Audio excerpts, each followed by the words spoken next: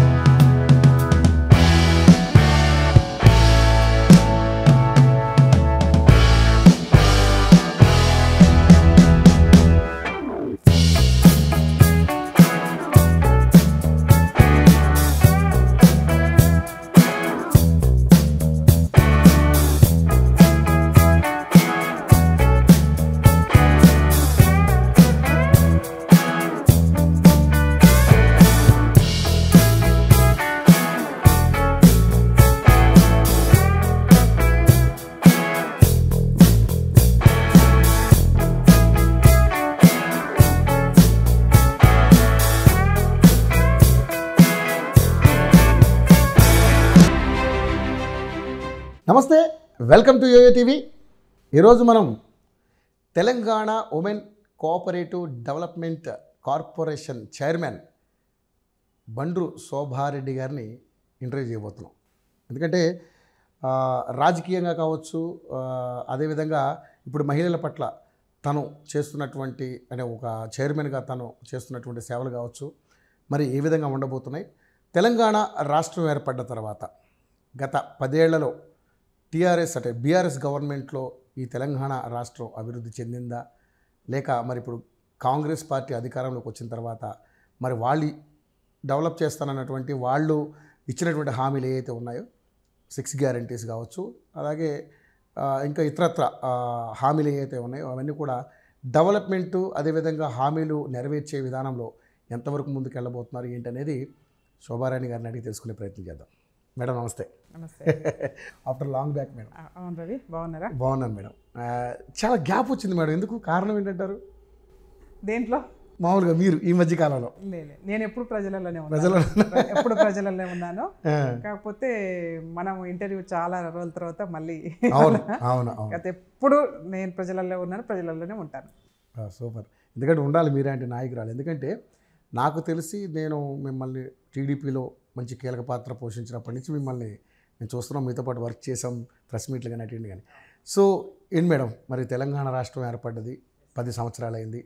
ఈ 10 ఏళ్లలో మరి గత బీఆర్ఎస్ ప్రభుత్వం ఇచ్చినటువంటి హామీలు నెరవేర్చే విధానంలో కావచ్చు, ఈ తెలంగాణ రాష్ట్ర అభివృద్ధి విషయంలో కావచ్చు, ఏ విధంగా అనిపించింది మీకు? మళ్ళీ ఇప్పుడు కాంగ్రెస్ పార్టీ అధికారంలోకి వచ్చింది, మరి మీరు ఇస్తానన్నటువంటి 6 గ్యారెంటీలు కావచ్చు, ఏదైతే 100 రోజుల్లో పూర్తి చేస్తానన్నటువంటి హామీలు కావచ్చు, అంటే మరి మీరు అంటే సరే గవర్నమెంట్ ఏర్పడ్డ తర్వాత అన్ని సకాలంలో జరగాలని లేదు, ఎందుకంటే సర్ప్లస్ బడ్జెట్లో ఉన్నటువంటి రాష్ట్రాన్ని ఈరోజు అప్పులమయం చేశారని చెప్పేసి కాంగ్రెస్ పార్టీ కూడా చెప్పడం జరిగింది. సో ఏంటి, ఎలా వెళ్తున్నారు, మీ విధి విధానాలు ఎలా ఉండబోతున్నాయి? ముందుగా యోయో టీవీ ప్రేక్షకులకి మీకు అందరికీ నమస్కారం తెలియజేస్తా ఉన్నాను. Thank you madam. తెలంగాణ రాష్ట్రం మీరు అడిగినటువంటి మొట్టమొదటి క్వశ్చన్, తెలంగాణ రాష్ట్రం ఏర్పడ్డ తర్వాత. తెలంగాణ రాష్ట్రం ఏర్పడక ముందు నుంచి స్టార్ట్ చేసుకుంటే తెలంగాణ రాష్ట్రం ఏర్పడ్డ తర్వాత మనకేమొచ్చింది, ఇప్పుడు ఎట్లా ఉన్నాం అనేది మనకు అర్థమవుతుంది. తెలంగాణ రాష్ట్రం రాకముందు ఆంధ్ర పాలకుల చేతిలో ఈ రాష్ట్రం ఉంది. తెలంగాణ రాష్ట్రం వస్తే మనమందరం కూడా స్వతంత్రంగా బతకొచ్చు, మన రాష్ట్రంలో మన హక్కులు మనకు వస్తాయి, ఆత్మగౌరవంతో బతకొచ్చు అని చెప్పేసి అందరం కూడా అనుకున్నాము. అందరం కూడా ఉద్యమం చేశాం. దీనికి ఒకరు చేసిరు ఒకరు చేయలేదని కాదు, ప్రతి ఒక్కరం కూడా ఉద్యమంలో భాగస్వామ్యమైన. గుడిబంధు బడిబంధు గ్రామంలో అంటే బడిబంధు. ఎందుకనంటే ఏ గ్రామం చావిడి దగ్గర చూసినా తెలంగాణ ఉద్యమం మాట, తెలంగాణ ఉద్యమం పాట, తెలంగాణ ఉద్యమం కోసమే డిస్కషన్ జరిగేది ఆ రోజుల్లో. సరే, తెలంగాణ రాష్ట్రం ఏర్పడ్డది. గౌరవ యూపీఏ చైర్పర్సన్ శ్రీమతి సోనియా గాంధీ గారు రాజకీయాలకు అతీతంగా తెలంగాణ రాష్ట్ర ప్రజలు 1200 మంది విద్యార్థులు ఆత్మ బలిదానాలు చేసుకుంటా ఉంటే చూడలేక, ఒక తల్లి యొక్క కడుపు కోత బాధ తెలిసినటువంటి ఒక మాతృమూర్తిగా వారు రాజకీయాల వల్ల నష్టాలు లాభాలు ఏది కూడా లెక్క చేయకుండా తెలంగాణ రాష్ట్ర ప్రజలకు తెలంగాణ రాష్ట్రాన్ని ఇస్తామని ఒక మాటకు కట్టుబడి తెలంగాణ రాష్ట్రాన్ని ఏర్పాటు చేసినటువంటి సోనియా గాంధీ గారికి మీ ఛానల్ ద్వారా, మన ఛానల్ ద్వారా ధన్యవాదాలు తెలియజేస్తా ఉన్నా. అయితే తెలంగాణ రాష్ట్రం రాకముందు చెప్తే, ఈ రాష్ట్రంలో మన హక్కులు మనకు ఉంటాయని చెప్పినటువంటి గౌరవ నాయకులు ఆ రోజు మాజీ ముఖ్యమంత్రి గారు కేసీఆర్ గారు, తెలంగాణ రాష్ట్రం అంటేనే ఒక ఉద్యమాలకు పునాది.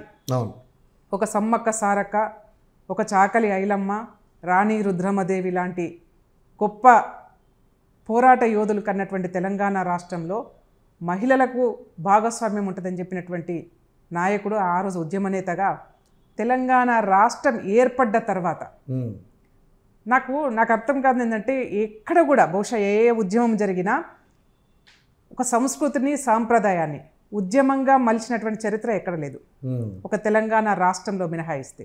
ఇక్కడ ఉన్నటువంటి ఇవాళ మనం బోనాలు, ఆషాఢ మాసం వచ్చిందంటే మొత్తం ఎక్కడ చూసినా బోనాలే మనకు కనిపిస్తూ ఉన్నది. అట్లాంటి బోనాలను సైతం అంటే ఒక సమయము సందర్భం ఏది లేకపోయినా బోనం నెత్తి మీద పెట్టుకున్నామంటే అమ్మవారిని తల మీద పెట్టుకొని ఉద్యమం చేస్తున్నట్లు లెక్క. బతుకమ్మను మనం ఒక సీజన్లో మాత్రమే బతుకమ్మను మనం తయారు చేసుకుంటాము, పేరుస్తాము. ఆ బతుకమ్మకు ఆట పాటలు, పసుపు కుంకుమ ఒక అమ్మవారి స్వరూపంగా మనం భావిస్తాం. అలాంటి బతుకమ్మను, అలాంటి బోనాలను తెలంగాణ రాష్ట్ర మహిళా లోకమందరూ కూడా ఒక సందర్భము సమయము ఏది లేకపోయినా నెత్తిన పెట్టుకొని ఉద్యమంలో భాగస్వామైనటువంటి తల్లులు తెలంగాణ రాష్ట్ర మహిళా లోకం. అలాంటి సంస్కృతి సాంప్రదాయాన్ని ఉద్యమంగా మలిచిన ఘనత మన తెలంగాణ రాష్ట్ర ప్రజలకు ఉన్నది. కారణం ఏంటంటే, నిజమే తెలంగాణ రాష్ట్రంలో ఆంధ్ర పాలకుల దోపిడీ ఎక్కువైందట. ఆంధ్ర పాలకుల చేతిలో తెలంగాణ రాష్ట్రం నలిగిపోతుంది. ఈ రాష్ట్రం మనది మనకు ఏర్పడితే నా కొడుకుకు ఉద్యోగం వస్తుంది, నా బిడ్డకు ఉద్యోగం వస్తుంది, నా మనవడికి ఉద్యోగం వస్తుంది అని చెప్పేసి ఇంట్లో ఉన్నటువంటి ప్రతి ఒక్క ఆడపడుచు స్వచ్ఛందంగా బయటకు వచ్చారు. ఎవ్వరూ చెప్పకపోయినా వాళ్ళ ఇంటికి ఒక బతుకమ్మ, ఇంటికో బోనం తీసుకొచ్చి ఉద్యమంలో భాగస్వామ్యమైనరు. ఇక పిల్లలు సరే ఎక్కడికక్కడ ఉద్యమంలో యువకులైతే మా రాష్ట్రం మాకు కావాలని చెప్పేసి చివరికి ఆత్మ బలిదానాలు చేసుకున్నటువంటి పరిస్థితి మనం చూసినాం. చాలా బాధాకరం. అనేక మంది విద్యార్థులు, ఉద్యమ నాయకులు, యువకులు ఆత్మ బలిదానాలు చేసుకున్నారు. అనేక మంది పరోక్షంగా ప్రత్యక్షంగా తెలంగాణ రాష్ట్ర సాధనలో భాగస్వామ్యమైనరు, నష్టపోయినరు, ప్రాణాలు త్యాగం చేసిర్రు, సమయం వెచ్చిచ్చిర్రు. అందరూ కూడా, అందుకే గుడి బంధు బడి బంధు అని చెప్తున్నారు. ప్రతి ఒక్కరు కూడా పలానా వాళ్ళు చేసిర్రు, పలానా వాళ్ళు చేయలేదు అనట్లేదు. ప్రతి ఒక్కరు కూడా ఉద్యమంలో భాగస్వామ్యం తెలంగాణ రాష్ట్రం తెచ్చుకున్నాం. తెలంగాణ రాష్ట్రం రాగానే ఈ రాష్ట్రంలో ఒక దళితుడు ముఖ్యమంత్రి అవుతాడని చెప్పేసి కేసీఆర్ గారు ప్రకటన చేశారు, మొదటి ముఖ్యమంత్రి. కానీ తెలంగాణ రాష్ట్రం ఏర్పడ్డ తర్వాత ఎవరు రాష్ట్రానికి ముఖ్యమంత్రి ఏంటంటే కేసీఆర్ గారు. సరే, కేసీఆర్ గారు ఉద్యమం చేసిర్రు. ఆయన ఇచ్చిన మాట పక్కకు పెట్టేసి ఆయనని మాత్రమే ఉంటే ఈ తెలంగాణ రాష్ట్రానికి ఒక దిక్సూచిలాగా ఉంటుంది అని చెప్పేసి ఆ రోజు ఒక వాదన తీసుకొచ్చారు. కొత్త రాష్ట్రం కాబట్టి ఒక అనుభవం ఉన్న నాయకుడు కావాలని చెప్పేసి కేసీఆర్ గారు ముఖ్యమంత్రి అయ్యారు. మీరు తీసుకోండి రవి, ఈరోజు మాట్లాడుతున్నటువంటి నాయకులందరూ కూడా ఒకసారి మనం చరిత్ర వెనుకకి వెళ్ళినట్టయితే తెలంగాణ రాష్ట్రం ఏర్పడ్డ తర్వాత ఆ మంత్రివర్గంలో మహిళలకు స్థానం లేదు. అవును, మొట్టమొదటి 5 years ఒక మంత్రివర్గంలో ఒక్క మహిళకు కూడా స్థానం లేదు. నేనే ఆ రోజు తెలుగుదేశం పార్టీలో నేనున్నాను. తెలుగుదేశం పార్టీ రాష్ట్ర మహిళా అధ్యక్షులుగా ఉండి అఖిలపక్షం పెట్టినాను. అఖిలపక్షంలో ఆల్ పార్టీస్ మహిళా నాయకులను పిలిచినాము. మేమందరం వెళ్ళి ఒక తీర్మానం చేసినాము. ఆ తీర్మానం కూడా మళ్ళీ పంపించినాము. అది కూడా మాకు ఎక్కడ కూడా సాటిస్ఫాక్షన్ లేదు. అనేక ప్రెస్ మీట్లు పెట్టినాము. తెలంగాణ రాష్ట్రంలో మహిళలకు అవకాశం కల్పించాలని. చివరికి అందరం కూడా కలిసిపోయి గవర్నర్ కూడా కలిసినాము. ఆ రోజు నరసింహం గారు ఉన్నారు. గవర్నర్ కూడా కలిసి ఈ రాష్ట్రంలో మహిళల పాత్ర, తెలంగాణ రాష్ట్రం ఏర్పడడానికి మహిళల పాత్ర చాలా గొప్ప పాత్ర కాబట్టి వాళ్ళ తెలంగాణ రాష్ట్రంలో ప్రభుత్వం ఏర్పడిన తర్వాత ఒక్క మహిళకు కూడా వాళ్ళ మంత్రివర్గంలో అవకాశం ఇవ్వలేదు. కేసీఆర్ గారికి మీరు చెప్పాలి, గవర్నర్గా ఈ రాష్ట్రంకు ఉన్నటువంటి గవర్నర్గా మాకు పెద్ద దిక్కు మీరే కాబట్టి రాష్ట్ర మంత్రివర్గంలో మహిళలకు అవకాశం కల్పించమని ఒత్తిడి తీసుకురమని చెప్పేసి గవర్నర్ గారిని కూడా కలిసినాం. అయినప్పటికీ కూడా ఎప్పుడు కూడా మాకు మంత్రివర్గంలో అవకాశం రాలేదు. అట్లా ఒక 5 సంవత్సరాలు గడిచిపోయింది. సరే రెండోసారికి కేసీఆర్ గారికి ఇష్టం వాళ్ళకు ఒకరికో ఇద్దరికో ఇచ్చుకున్నారు, సంతోషం. కానీ ఆ రోజు ఈ రాష్ట్ర ప్రజలకు ఇచ్చినటువంటి హామీలలో, తెలంగాణ ఉద్యమ నాయకుడిగా కేసీఆర్ గారు ఇచ్చినటువంటి హామీలలో ఏ ఒక్క హామీ నెరవేరింది మనం ఒక్కసారి మనం ఆలోచన చేసుకోవాలి. మొట్టమొదటి ఇచ్చినటువంటి హామీ తెలంగాణ రాష్ట్రం ఏర్పడగానే దళిత ముఖ్యమంత్రి, దళితులకు మొండి చేయి చూపినారు ఫస్ట్ది. రెండవది ఏం చెప్పారు, కాలడ్డం పెడితే నీళ్ళు వస్తాయని చెప్పారు. కాలడ్డం పెడితే నీళ్లు ఎవరికి వచ్చాయో తెలియదు, కానీ కాలు అడ్డం పెడితే మాత్రం కేసీఆర్ గారి ఫామ్ హౌస్లకు నీళ్ళు వచ్చినాయి. కాళేశ్వరం ద్వారా రీడిజైనింగ్ చేసుకొని కేవలం కేసీఆర్ గారి ఫామ్ హౌస్ కోసమే కాళేశ్వరం కట్టుకురు అనే పద్ధతిలో ఉంటుంది మనకి. ఇప్పుడు అక్కడ చూస్తూ ఉంటే మాత్రం నీళ్లు రాలేదు ఎవరికి, ఉద్యోగాలు రాలేదు ఎవరికి. ఇక తర్వాత ఇచ్చినటువంటి హామీలలో డబుల్ బెడ్రూమ్ ఇల్లు అన్నారు, ఇంటికో ఉద్యోగం అన్నారు, ఆత్మగౌరవం అన్నారు, లేకపోతే ఇంక సబ్బండ దళిత బంధు అన్నారు, 3 ఎకరాల భూమి అన్నారు, KG to PG అన్నారు, ఫ్రీ అన్నారు, ప్రతి నియోజకవర్గంలో 100 పడకల సూపర్ స్పెషాలిటీ హాస్పిటల్ అన్నారు. ఏ ఒక్క హామీ కూడా నెరవేరలేదు. వాళ్ళు చెప్తా ఉంటారు ఇవాళ మేము 7 నెలలు అయింది అధికారంలోకి వచ్చి, 7 నెలల కాలంలోనే గగ్గోలు పెడతా ఉన్నారు. మరి ఆ రోజు అధికారంలోకి వచ్చి ఏ ఉద్యమాలతోనైతే అధికారంలోకి వచ్చినటువంటి టీఆర్ఎస్ పార్టీ రాష్ట్ర ప్రజలకి కనీసం మాట్లాడే హక్కు లేకుండా చేశారు. మీరు చూడండి ఒకసారి, జర్నలిస్టులు మాట్లాడొద్దు, ఒకవేళ మాట్లాడితే ఇఫ్ ఎట్ ఆల్ ఒకవేళ మీరు యోయో టీవీ మాట్లాడినా యోయో టీవీ కూడా బ్యాన్ ఆ రోజు ఉన్న సిచ్యువేషన్లో. అట్లా మన పత్రికలు నడవకుండా పరిస్థితి చూసాం, కేసులు వేసిన పరిస్థితి చూసాం, జర్నలిస్టులను మాట్లాడనివ్వలేని పరిస్థితి చూసినాం, చివరికి ధర్నా చౌకలు కూడా ఎత్తేసే పరిస్థితి చూసినాం. అంటే ఏ ఉద్యమ నేపథ్యంతోనైతే మనం అధికారంలోకి వచ్చినామో ఆ ఉద్యమ నేపథ్యాన్నే కాళ్ళ కింద పెట్టి అణచివేసే పరిస్థితి తెలంగాణ రాష్ట్రంలోకి వచ్చిందంటే తెలంగాణ రాష్ట్ర ప్రజల యొక్క గొంతును నొక్కి పట్టే ప్రయత్నం టీఆర్ఎస్ పార్టీ, నవ్వు బీఆర్ఎస్ పార్టీ చేసింది. కాబట్టి వాళ్ళ ప్రజలందరూ కూడా పూర్తిగా తిరగబడిపోయారు. ఆ రోజు తెలంగాణ రాష్ట్రం కోసం ఉద్యమాలు చేసి టీఆర్ఎస్ పార్టీని అధికారంలోకి తీసుకొచ్చినటువంటి తెలంగాణ రాష్ట్ర ప్రజలే, యువకులే, మహిళలే, రైతులే ఇవాళ మళ్ళీ ఆ పార్టీని పతాళంలోకి తొక్కేసే ప్రయత్నం చేశారని చెప్పేసి నేను భావిస్తాను. ఎందుకంటే తెలంగాణ రాష్ట్ర ప్రజలలో ఉద్యమ నేపథ్యం ఉన్నది. ఇవాళ ఎవరో కేసీఆర్ పెడితే వచ్చింది కాదు. నాడు రజాకార్ల నుంచి మొదలు పెడితే నిజాం ప్రభువులకు వ్యతిరేకంగా, రజాకార్లకు వ్యతిరేకంగా ఎక్కడ దోపిడీ జరిగినా ఆ దోపిడీకి వ్యతిరేకంగా ఉద్యమ చేసినటువంటి ప్రాంతం తెలంగాణ రాష్ట్ర ప్రజలది. కాబట్టి ఆ ఉద్యమ నేపథ్యాన్ని అవకాశం కోసం, అవసరాల కోసం వాడుకొని అదే ఉద్యమాన్ని అణచిపెట్టే ప్రయత్నం ఇవాళ కేసీఆర్ చేసిరు. కాబట్టి సైలెంట్గా మనం చూసాం కేసీఆర్ గారు 10 సంవత్సరాల కాలంలో ఈ ఆహా ఓహో అని చెప్పేసి ఎన్ని డాంబికాలు కొట్టుకున్నా తెలంగాణ రాష్ట్ర ప్రజలు సైలెంట్గా ఓటు అనే ఉద్యమం ద్వారా ఇవాళ కాంగ్రెస్ పార్టీకి పట్టం కట్టిరని చెప్పేసి నేను భావిస్తాను. కానీ ముఖ్యంగా చూసుకుంటే శోభరాణి గారు, గత 10 ఏళ్లలో కేసీఆర్ గారు ఏదైతే గవర్నమెంట్లో అసలు మొత్తం ఏమీ అభివృద్ధి జరగలేదని మీరు భావిస్తున్నారు? సరే, మొత్తం జరగలేదని అనలేము, జరిగింది కొంత. ఎందుకు జరిగింది అంటే ఈ రాష్ట్రము ఆంధ్ర ప్రాంతం నుంచి మనం తెలంగాణ రాష్ట్ర ప్రాంతంగా విడిపోతున్నప్పుడు మిగులు బడ్జెట్గా ఉన్నటువంటి ప్రాంతం ఇది. మరి ఆ మిగులు బడ్జెట్లో ఉన్నటువంటి ప్రాంతాన్ని ఇవాళ లోటు బడ్జెట్గా తీసుకొచ్చిన సుమారుగా 7 లక్షల కోట్ల రూపాయల అప్పు తెలంగాణ రాష్ట్ర ప్రజల మీదకి ఉన్నది. మరి మిగులు బడ్జెట్ ఏమైపోయినట్టు? ఒకటి, అప్పులు తీసుకొచ్చి మీరు చేసినటువంటి డెవలప్మెంట్, మీరు ఇచ్చినటువంటి ప్రజలకు ఇచ్చినటువంటి హామీలు ఏ ఒక్కటి నెరవేరలేదు. మీరు ఇచ్చినటువంటి ప్రధానంగా ఇచ్చినటువంటి హామీలలో ఇంటికో ఉద్యోగం ఇచ్చి, డబుల్ బెడ్రూమ్ ఇల్లు ఇచ్చి, 3 ఎకరాల భూమి ఇస్తే వాళ్ళు రాష్ట్ర ప్రజలు చాలా సంతోషంగా ఉండేవాళ్ళు కదా. రైతు బంధు బాగానే అమలైంది కదా. రైతు బంధు కేసీఆర్ పెట్టినాడు, కరెక్టే. దాని ఇంప్లిమెంటేషన్ ఎవరైనా చేయాల్సిందే. నేను తప్పని కూడా అనట్లేదు. రైతులకు ఆ రోజు కేసీఆర్ గారు ఎకరాకు 5,000 అన్నారు, తర్వాత 10,000 అన్నారు, తర్వాత 2 పంటలకు గెలిపి చేశారు. దాన్ని ఎవరు కూడా కాదనట్లేరు, చేయాల్సిందే. నేను అంటున్నాను, రైతు బంధు అనేది మనం చూసుకున్నట్టయితే అది చెందాల్సిన వాళ్ళకు ఎవరికైతే మామూలు రైతులు ఉన్నారో, మామూలు రైతుల కన్నా కూడా అసలు రైతులు కానిటువంటి వాళ్ళకి ఎక్కువ పోయింది కదా. దానిలో కూడా ప్రక్షాళన ఎక్కడ ఉంది? రైతు బంధులో కూడా నాకు తెలిసినటువంటి కోణం, నేను ఒక లెఫ్ట్ ఐడియాలజీలో పనిచేసి వచ్చినాను, నక్సల్స్ ఉద్యమంలో పనిచేసి వచ్చినాను. నాకు తెలిసినటువంటి కోణం నేను ఒకటి రకంగా ఆలోచిస్తే నాకేమనిపిస్తుంది అంటే, ఆనాడు ఎవరైతే 100,000 ఎకరాలు 2,000 ఎకరాలు భూస్వాములు ఎవరైతే ఉన్నారో ఆ భూస్వాముల భూములో ఆ రోజు నక్సల్స్ అందరూ కూడా వాళ్ళ గ్రామాలకు వెళ్ళి పేద వర్గాలకు భూమి లేనటువంటి వాళ్ళకి ఎవరైతే వాళ్ళ భూమిలో సాగు చేసుకుంటున్నటువంటి ఏమంటారు కౌలు రైతులు ఉంటారో ఆ కౌలు రైతులకు పంపిణీ చేసి వచ్చారు. అట్లాంటి సమయంలో వీళ్ళందరూ ఏంటంటే నక్సల్స్ భయానికి పారిపోయి హైదరాబాద్ వచ్చారు. ఇవాళ కొన్ని సంవత్సరాలు వాళ్ళు కాస్తూ చేసుకుంటున్నటువంటి పేద వర్గాలు రైతులు ఎవరైతే ఉన్నారో చివరికి రైతు బంధు వచ్చినాక ఎవరికి పోయింది ఆ రైతు బంధు? మళ్ళీ దొరలకు పోయింది, భూస్వాములకు పోయింది. అంటే దీని వెనుక కుట్ర ఏంటంటే ఒక రకంగా మళ్ళీ వీళ్ళని పట్టేదారులు చేసిన ప్రయత్నం, మళ్ళీ దొరలను పట్టేదారులు చేసే ప్రయత్నం వచ్చింది. కాబట్టి రైతు బంధు అనేది నీకు పేదవర్గ ఒక రైతు వస్తాడు 100 ఎకరాలకు రైతు బంధు తీసుకొని పోతాడు. అదే ఊర్లో ఉన్న రైతు రోజు వ్యవసాయం పని చేసుకునే రైతుకు 1/2 ఎకరానో 1/2 ఎకరానో 2 ఎకరాలో ఉంటుంది.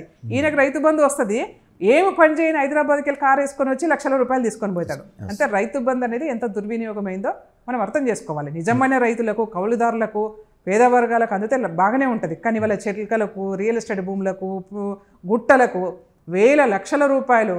మల్లారెడ్డికి రైతు బంధు వచ్చింది, జగదీశ్వర్ రెడ్డికి రైతు బంధు వచ్చింది, నిరంజన్ రెడ్డికి రైతు బంధు వచ్చింది. ఎవరికి రాలేదు చెప్పండి? మన మినిస్టర్లో ఇవరితో కేసీఆర్ కూడా రైతు బంధు వచ్చింది. అంటే చెప్తున్నాను, ఫామ్ హౌస్ కూడా రైతు బంధు వచ్చింది. అందుకనే నేనేమంటానంటే అసలు రైతు బంధు అనేది పూర్తిగా ఎవరి కోసం పెట్టిరో మాకైతే అర్థం కాలేదు. నిజమైన రైతులకు నువ్వు ఇచ్చే 10,000 కాదు 15,000 ఇచ్చినా సంతోషమే ఉంటుంది. కానీ చెట్లకు, బుట్టలకు, రియల్ ఎస్టేట్ వ్యాపారులకు మీరు ఒకవైపు ప్లాట్లై ఉంటుంది, దానికి రైతు బంధు వస్తుంది. గుట్టలు ఉంటాయి, రైతు బంధు వస్తుంది. ఇట్లాంటి దానికి దుర్వినియోగం జరిగింది. దాన్ని కూడా ప్రక్షాళన చేసే ప్రక్రియ ఇవాళ మొదలుపెట్టాం. కాబట్టి రైతు బంధు పేరు మీద దొరలను మళ్ళీ గ్రామాల్లోకి వెళ్ళి పటిష్టం చేసే ప్రక్రియ కేసీఆర్ చేసుకురని చెప్పేసి నేను భావిస్తాను. కానీ ఇదే రైతు బంధుని మీరు రైతు భరోసాగా మార్చారు. సో దాన్ని 12,000కో లేదా 15,000కో మార్చారు. సో కానీ ఈసారి ఎందుకో మీరు గవర్నమెంట్లోకి వచ్చిన తర్వాత కూడా 7-8 నెలలు అవుతున్నా కూడా ఇంతవరకు రైతు భరోసా అనేది ఏ రైతుకు కూడా చెందలేదు.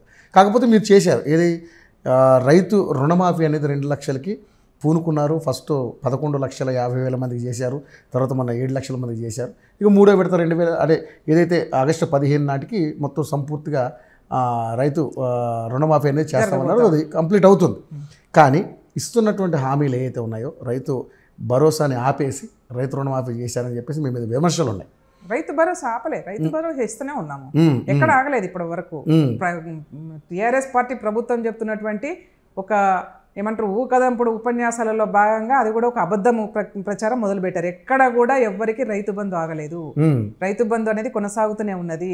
కేసీఆర్ గారు ఇస్తా అని చెప్పినటువంటి రుణమాఫీ, 1,00,000 రూపాయల రుణమాఫీ ఎక్కడ చేయలేదు. మరి దాని గురించి మాట్లాడరు. 10 సంవత్సరాల అధికారంలో ఉండి 1,00,000 రూపాయల రుణమాఫీ ఏకకాలంలో చేస్తా అని చెప్పేసి ఇచ్చినటువంటి మాట దఫాలుగా ఇస్తే 25,000 రూపాయల చొప్పున ఇస్తే చివరికి ఈయన 25,000 వేసేటప్పటికి దానికి ఇంట్రెస్ట్ కింద మళ్ళీ 25,000 జమ అయింది, వడ్డీ రూపంలో వెళ్ళిపోయింది. అది చూసాం మనం. ఇవాళ రేవంత్ రెడ్డి గారు ఇంత లోటు బడ్జెట్ ప్రభుత్వం ఉన్నా కేసీఆర్ గారు ఈ రాష్ట్రాన్ని మొత్తం అప్పుల కుప్పగా మార్చిపోయినా ఏ ఒక్క పథకం ఆగలేదు. ఏ ఒక్క పథకం. రైతు బంధు ఇచ్చినాము, రైతు రుణమాఫీ ఆగస్టు 15 లోపల 2 లక్షల రుణమాఫీ చేస్తా అని చెప్పాము, చేస్తున్నాము. ఆ ప్రక్రియ కొనసాగుతా ఉంది. 1,50,000 రూపాయల వరకు ఇవాళ రైతు రుణమాఫీ అనేది జరిగిపోయింది. ఇవాళ రైతులందరూ కూడా హ్యాపీగా ఉన్నారు. కాబట్టి వీళ్ళకి ఏంటంటే ఇవాళ మనకు రాష్ట్రంలో మనకు అర్థమవుతుంది ఏంటంటే వాళ్ళు చేసిన ప్రభుత్వం వాళ్ళు చేసినటువంటి పనులలో కాళేశ్వరం, లేకపోతే సెక్రటేరియట్, కేసీఆర్ గారి ఫామ్ హౌస్, ఇవి 3 కనిపిస్తాయి మనకు. అంటే ఈ 3 సిటీలో ఫ్లైఓవర్లు చాలా కట్టించారు, కనబట్టలేదు అవి కట్టించారు. నేనేం చెప్తున్నా అంటే ఏది చేసినా డెవలప్మెంట్ అదే సిటీ వరకు అయితే బాగానే డెవలప్ చేశారు. అర్బన్ వరకు నేనేమంటా అంటే వాళ్ళు సెంట్రల్ గవర్నమెంట్ ఫండింగ్ వచ్చింది, కొంత వాళ్ళు చేయగలిగినారేమో, కొంత డెవలప్మెంట్ అయితే జరగాల్సిందే. ఎవరైనా జరగకపోతే ఊరుకోరు. అంతకుముందు జరిగినటువంటి డెవలప్మెంట్కు తర్వాత జరిగిన డెవలప్మెంట్కు మనం సరే అంతకుముందు ఉన్నటువంటి ప్రభుత్వాలు వేరు కాబట్టి మనం కంపేర్ చేయలేను నేను ఇప్పుడు. కానీ తెలంగాణ రాష్ట్రం వచ్చిన తర్వాత తెలంగాణ రాష్ట్ర ప్రజలకు రావాల్సినటువంటి హక్కులలో ఫలితాలు, తెలంగాణ రాష్ట్రం ఏర్పడ్డ తర్వాత ఆ ఫలితాలు మనకు అందినాయా అని మనం ఆలోచన చేయాలి. రోడ్లు వేసినాము, ఫ్లైఓవర్లు కట్టినాము, ఇవి కాదు. రైతుల యొక్క జీవన విధానం మారిందా, తెలంగాణ రాష్ట్ర ప్రజల యొక్క జీవన విధానం మారిందా, ఆర్థిక స్థితి మారిందా, కిందికి పోయినారా పైకి వచ్చినారని ఒకసారి లెక్కేయండి మీరు. నేను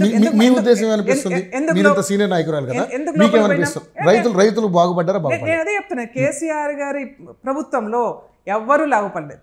కేసీఆర్ గారి కుటుంబం తప్పిస్తే, కేసీఆర్ గారి మంత్రివర్గంలో ఉన్నటువంటి నాయకులు తప్పిస్తే, ఆ రోజు ఉన్నటువంటి కొంతమంది ఎమ్మెల్యేలు తప్పిస్తే అప్పులలో ఉన్నటువంటి నాయకులు ఇవాళ కోట్లాది రూపాయలకు పడగలెత్తినారు. ఎవ్వరికి న్యాయం జరగలేదు.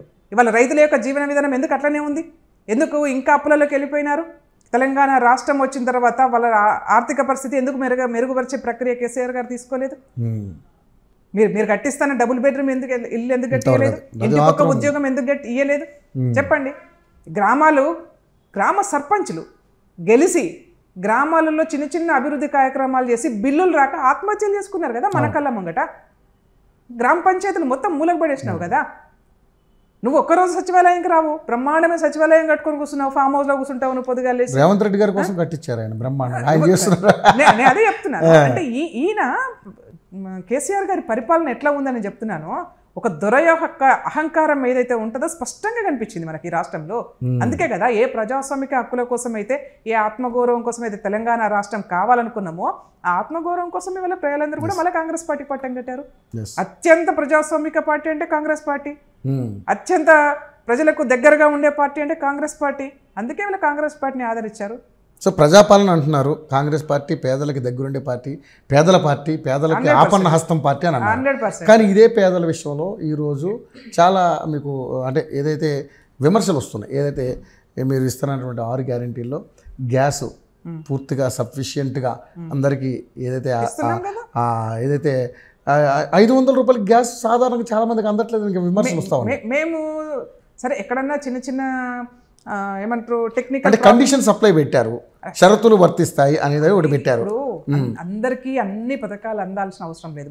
అవును, మనం ఒకసారి నాకు గుర్తొస్తుంది ఇప్పుడు నరేంద్ర మోడీ గారు సబ్సిడీ అని పెట్టారు. అవును, వాలంటరీగా చాలా మంది మేము ఆర్థికంగా చాలా బాగున్నాం, మాకు సబ్సిడీ అవసరం లేదని చెప్పి రిజెక్ట్ చేసినటువంటి సంఘటన నేను చూసాను అక్కడక్కడ పేపర్లో. ఇవాళ తెలంగాణ రాష్ట్ర ప్రజలలో కూడా మనం కూడా సరే ఎవరికైతే నిజంగా లబ్ధిదారులు వాళ్ళకి అవసరం ఉందో వాళ్ళకి ఇద్దామని చెప్పేసి ఇస్తున్నాము. 500 రూపాయలకు గ్యాస్ అనేది ఇంప్లిమెంటేషన్ జరిగిపోయింది. ఫస్ట్ ఫ్రీ బస్ అనేది ఇంప్లిమెంటేషన్ జరిగిపోయింది ఫస్ట్ డే నుంచి. రైతు బంధు వేస్తూనే ఉన్నాము, రైతు రుణమాఫీ జరిగిపోయింది. ఉద్యోగస్తులకు తెలంగాణ రాష్ట్రంలో ఒక డిఎస్సీ వేయలేదు. తెలంగాణ రాష్ట్రంలో ఒక డిఎస్సీ వేయలేదు, మనందరికి కూడా తెలుసు. ఉద్యమాలు జరిగిపోయినాయి, డిఎస్సీ వేసాము, ఉద్యోగ నియామకాలు జరుగుతూ ఉన్నాయి. 25,000 పోస్టులు అన్నారు కానీ ఇచ్చింది కేవలం 11,000. రవి ఒక్కటే డిఎస్సీ రావాలని మన ఉందా లోకంలో? మన కండిషన్ ఉందా? అంటే మెగా డిఎస్సీ అన్నారు కాబట్టి నేనేమంటున్నానంటే మేము స్పష్టంగా చెప్పినాము 25,000 ఉద్యోగాలకు డిఎస్సీ రావాల్సినటువంటి అవసరం ఉన్నది.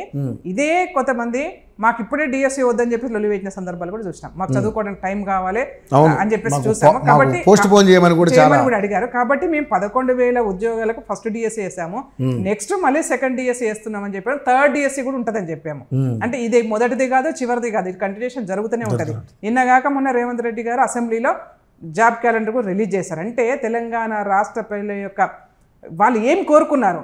ఎందుకంటే ఆయన కూడా పెద్ద ఉన్నతమైన కుటుంబానికి రాలేదు, ఒక మిడిల్ క్లాస్ రైతు కుటుంబం నుంచి వచ్చినటువంటి నాయకుడు, అనేక ఉద్యమాలు చేసినటువంటి నాయకుడు, అనేక అవమానాలు ఎదుర్కొన్నటువంటి నాయకుడు, అనేక ఇబ్బందులు పడ్డటువంటి నాయకుడు, ప్రజల యొక్క కష్ట సుఖాలు తెలిసి ప్రజల యొక్క చెమట వాసన తెలిసినటువంటి నాయకుడు. కాబట్టే యువరక్తం కాబట్టే ఇవాళ ప్రజా పరిపాలనలో ఏ వర్గాలకు న్యాయం చేయాలని దాని మీద ఆలోచిస్తున్నారో అదే పద్ధతిలో పోతా ఉన్నది. ఓకే, కానీ ముఖ్యంగా చూసుకుంటే మీరు అన్నట్టుగానే సరే 24 గంటల కరెంటు విషయంలో కూడా మీరు 200 యూనిట్లు ఫ్రీ అన్నారు, 200 యూనిట్లు ఫ్రీ అన్నారు.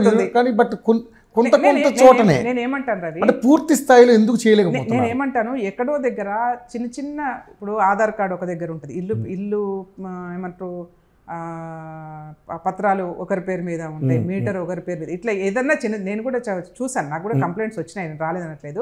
చిన్న ఇబ్బందులు ఉన్నప్పుడు ఏం చేస్తుంటారు, లోకల్ లీడర్స్ దగ్గర పోతున్నారు, అదేదంటే రెక్టిఫై చేసుకుంటున్నారు.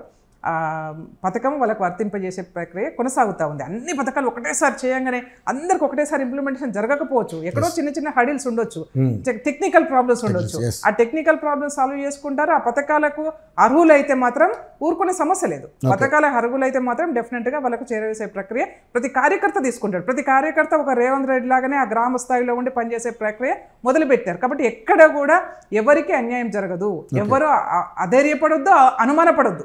అసలు ఫస్ట్ కాంగ్రెస్ పార్టీ అంటేనే అనుమానపడొద్దు. ఎందుకంటే ఎన్ని కష్టాలు వచ్చినా, ఒక రాష్ట్రంలో కాంగ్రెస్ పార్టీ పోతుందని తెలిసినా, ఉండదని తెలిసినా, ఇప్పటికి కూడా కోలుకోలేని దెబ్బ తగులుతున్నప్పటికి కూడా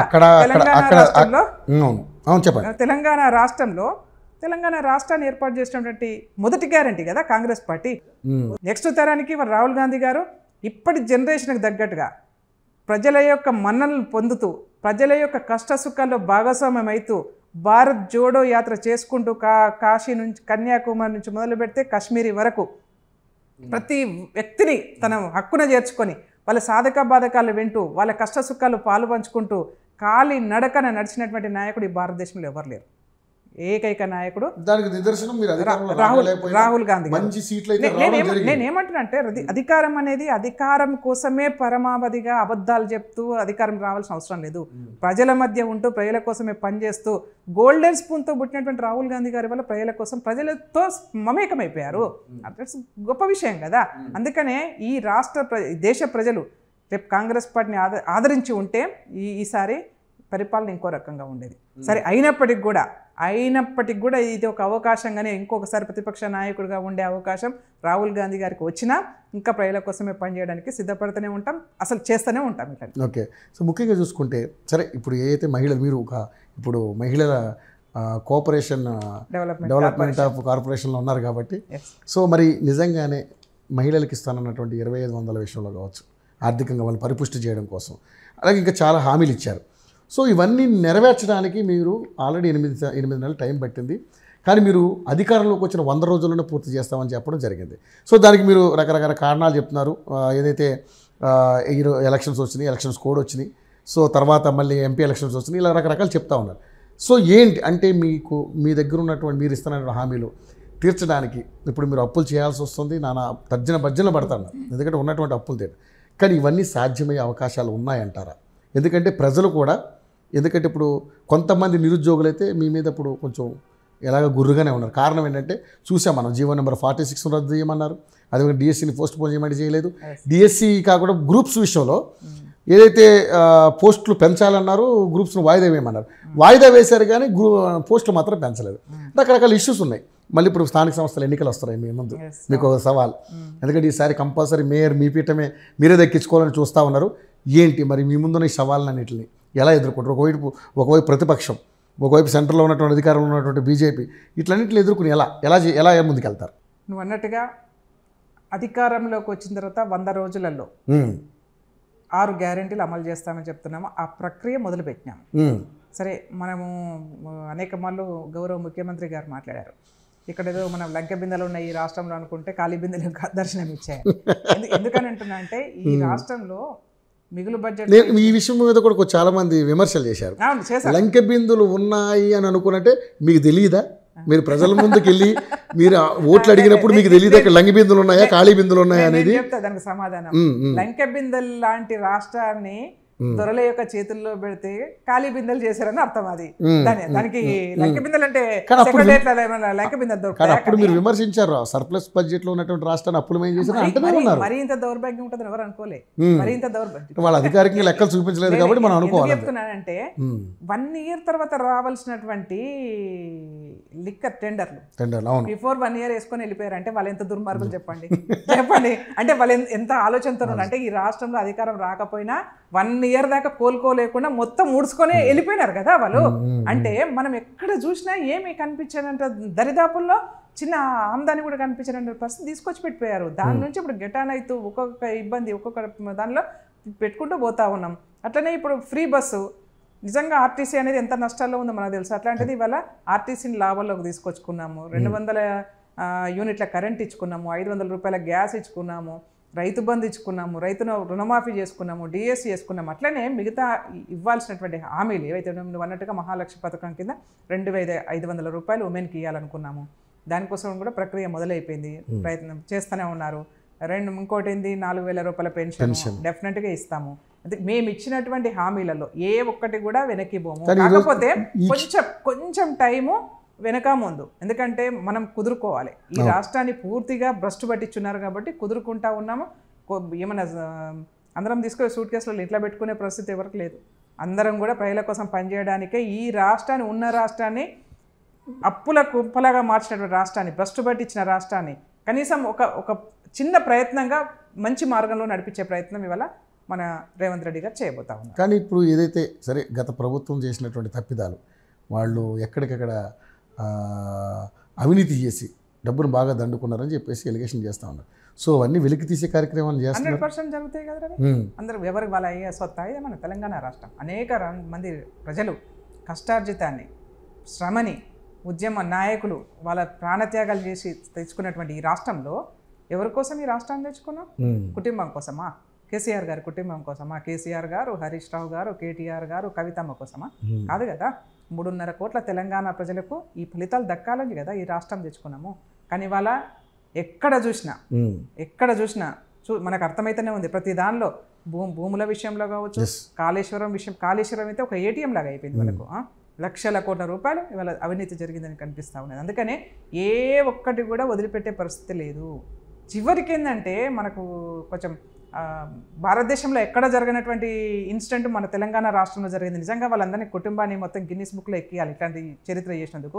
మన ఇళ్లలో మాట్లాడుకుంటూ నువ్వు నేను ఫోన్ మాట్లాడుకుంటా కూడా ట్యాప్ చేసి వినేసిన దౌర్భాగ్య పరిస్థితి ఈ రాష్ట్రంలో దాపురించింది కదా. అంటే ప్రైవసీ లేకుండా, ప్రజాస్వామ్యం పక్కకు పెట్టు, ప్రజాస్వామ్య హక్కులను అని మాట్లాడుకున్నాం, ప్రజాస్వామ్యం పక్కకు పెడితే ప్రైవసీ లేకుండా వ్యక్తిగత జీవితాలలో కూడా తొంగి చూసే ఒక దుర్మార్గమైనటువంటి పరిపాలన ఈ రాష్ట్రంలోకి వచ్చిందంటే ఎవ్వరికి ఎలాంటి కదలికలు చేసినా ఇమ్మీడియట్గా వాళ్ళకి తెలిసిపోవాలి.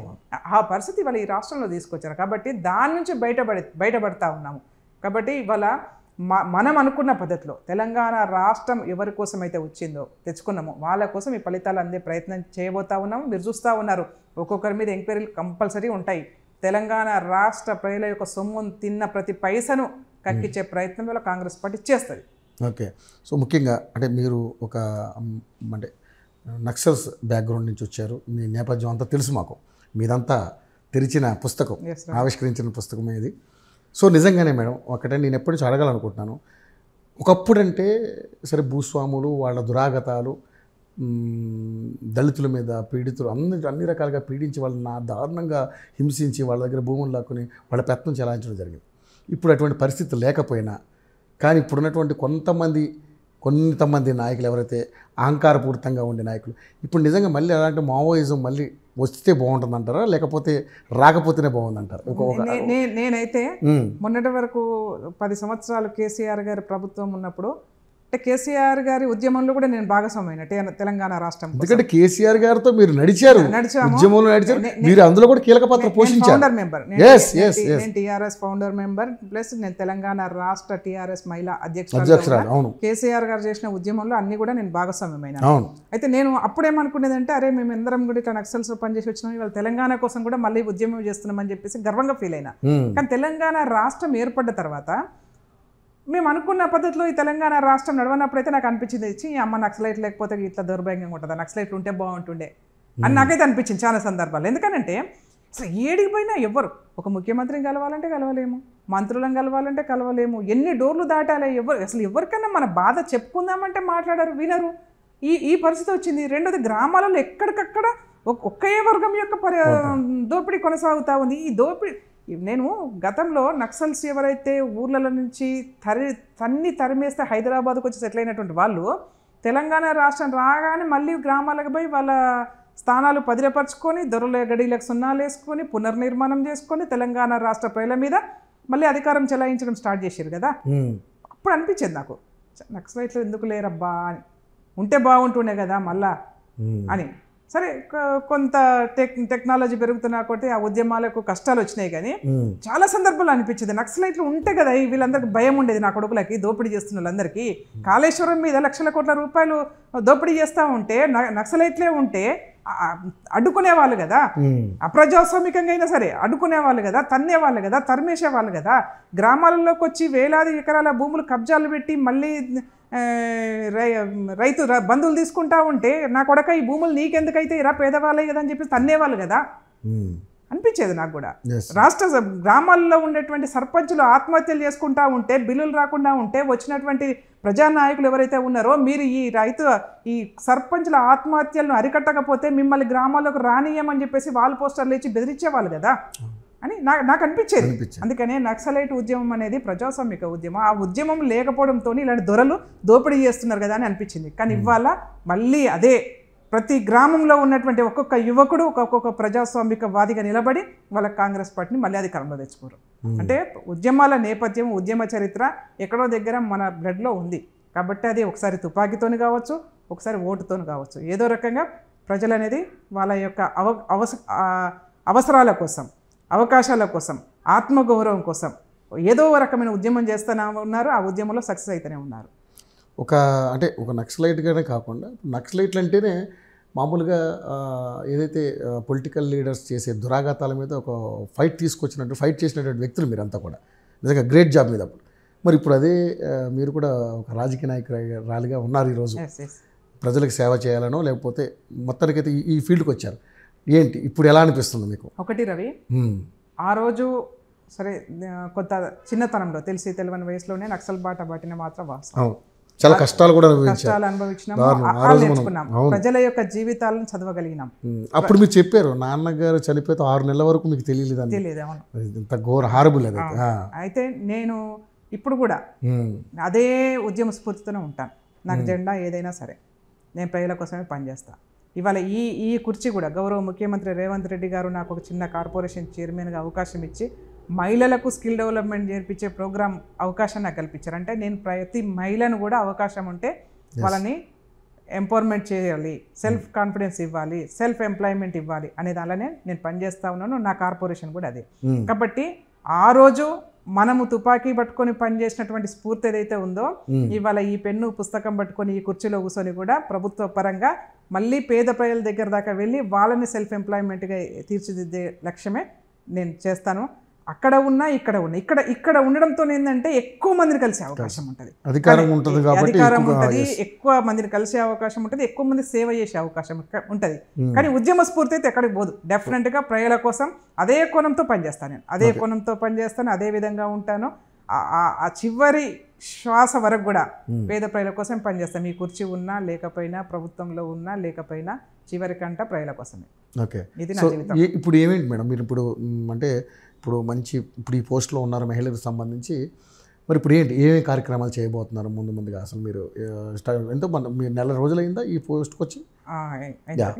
ఏమేమి కార్యక్రమాలు? ఒకటి రవి, దీంతో ఏంటంటే పూర్తిగా skill development, women cooperative development corporation యొక్క పరిధి ఏంటంటే ఉమెన్ ఎంపవర్మెంట్ చేయడము, మహిళలకు వాళ్ళకు ఇష్టమైనటువంటి కోర్సులలో శిక్షణ కల్పించి వాళ్ళని సెల్ఫ్ ఎంప్లాయ్మెంట్గా మార్చడము.